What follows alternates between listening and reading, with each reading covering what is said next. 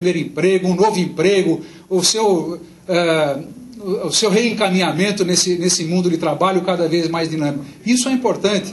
Não são somente os requisitos de natureza política, da maneira como o processo se expressa no plano propriamente político, onde, há poucos anos atrás, bastava que um candidato a alguma coisa dizer que, não, eu vou construir escolas, porque governar é construir escolas.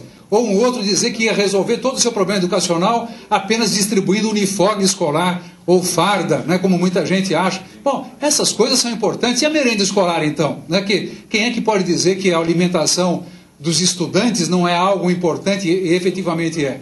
Mas isto está mudando e todos que participam dos ambientes educacionais, públicos e privados, sabem que essa mudança de natureza política começa a acontecer. Mas eu queria mesmo registrar essa última parte. É uma mudança completa de cultura, né? É uma coisa que essa mudança de cultura, e, portanto, um conjunto de valores e atitudes, está hoje se apresentando de uma forma veemente e cada vez descontrolada por parte de todos aqueles que habitam ambientes de ensino e ambientes de aprendizagem. E que, portanto, os desafios do desenvolvimento desse papel novo, né, dos educadores em todos os momentos da sua vida, de se transformar muito menos, né, naquele repositário de informações de um único canal, para um orientador daqueles que devem, ao longo da sua vida inteira, estarem capacitados para fazerem perguntas, criarem associações, resolverem problemas novos, dentro de um mundo que todos nós sabemos é cada vez mais um mundo que cobra um processo permanente do ponto de vista da aprendizagem e de aperfeiçoamento. Aquelas pessoas que imaginavam que, olha, obtive o meu diploma e agora durmo em berço esplêndido, isso acabou para todos já, né? Só não acha que isso aconteceu quem ainda está dormindo e está para perder o emprego, porque logo vai acabar perdendo. Bom, composto aí o tempo que para esse período, eu só queria aqui terminar a minha parte dizendo que, apesar de todos os problemas que nós temos, eu mostrei alguns, eu quero apenas, de uma maneira geral, dar o meu depoimento pessoal. Eu sou cada vez mais otimista em relação à educação brasileira, né? Nós poderíamos, como todos os que trabalham em educação, ficar horas e horas, dias e dias, nos colocando cada vez mais acabrunhados e tristes, né? Pegando esses números todos que mostram a situação de um país em que parte hegemônica das elites brasileiras nunca desejou que a educação de qualidade fosse um direito para todos. E isso se transformou no nosso país, claro, todos nós sabemos bem, isso não é um lugar corrente, isso se transformou numa forma de dominação. Tem cidades aqui no estado de São Paulo, para dar um exemplo prático disso, em que a metade das crianças em idade escolar obrigatória não tem vagas no município. Não tem vagas no município. Quer dizer, em alguns lugares ainda, eu vim ontem do estado do Maranhão, né, que é talvez um dos estados com maior dificuldade ter no país, onde a exclusão do acesso à educação é uma forma de dominação.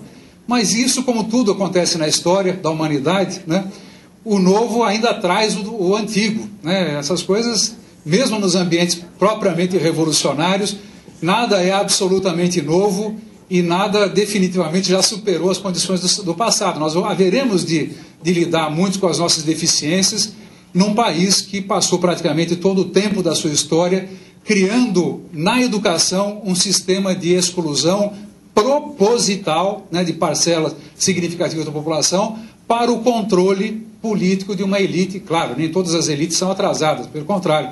Você sabe, eu sou sociólogo e sei perfeitamente bem que grandes avanços da humanidade sempre dependeram das elites.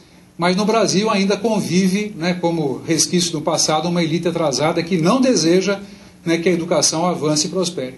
O meu otimismo está ligado a essas possibilidades todas, né?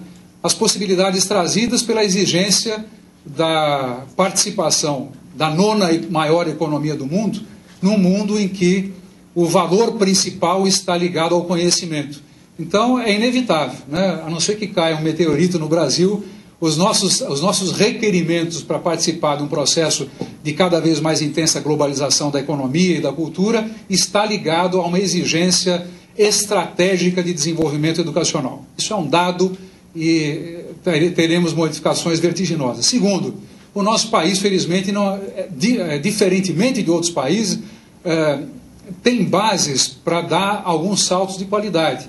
Essas bases estão postas numa rede de escolas públicas razoavelmente estruturadas, né? Embora poucas sejam boas, mas há escola em toda a parte e, portanto, há um meio a partir do qual nós possamos desenvolver métodos, técnicas, programas, atividades e currículos que podem levar ao desenvolvimento da educação com a velocidade histórica que nós necessitamos. Temos também, embora insuficientes, novos mecanismos de financiamento da educação brasileira, postos já, como eu procurei demonstrar, num deles, que é a questão do Fundeb, né, mas há outros a caminho.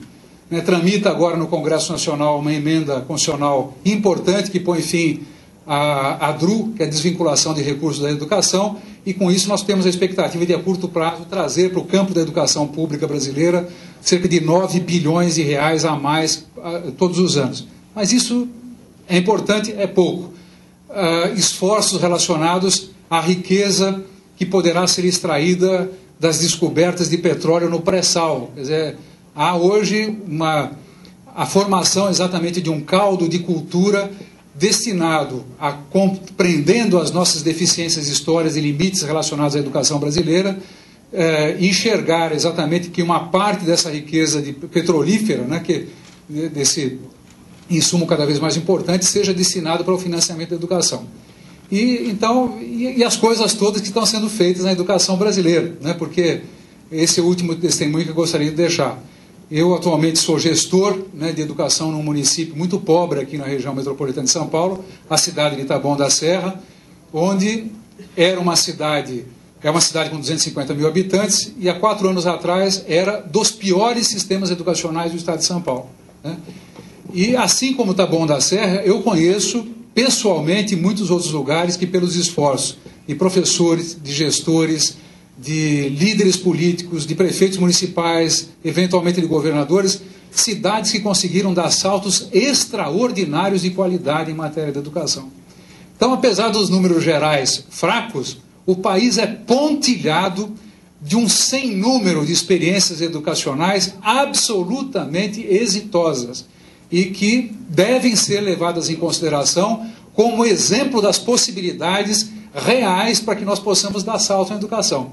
Se Taboão da Serra, que era das cidades mais atrasadas do estado, atingiu em 2007 já os índices de IDEB previstos pelo MEC para 2012, o que será que aconteceu numa cidade como essa, não pelo secretário de Educação, mas pelos seus educadores, e que naquele caso nem foi dinheiro, né, não tivemos investimentos de fora nem nada, mas o que é que pode acontecer? Então, esta pergunta, né, do que é que se pode fazer e o que é que está sendo feito hoje no país em matéria de qualidade da educação é algo que precisa nos contaminar, né, porque, para terminar mesmo, eu fico com aquela lindíssima frase, né, melhor faz quem luta com as mãos do que quem as abandona para trás. É muito fácil a gente ficar triste com as coisas e nos imobilizarmos com isso. Agora, quando nós temos uma perspectiva otimista, e só podemos ter, porque somos brasileiros, amamos o nosso país, enxergamos em nós mesmos um potencial,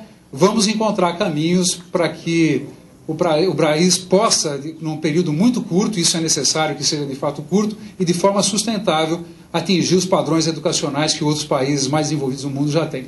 Então era isso, e me coloco à disposição, se ainda tiver tempo, para a gente fazer um diálogo. Obrigado.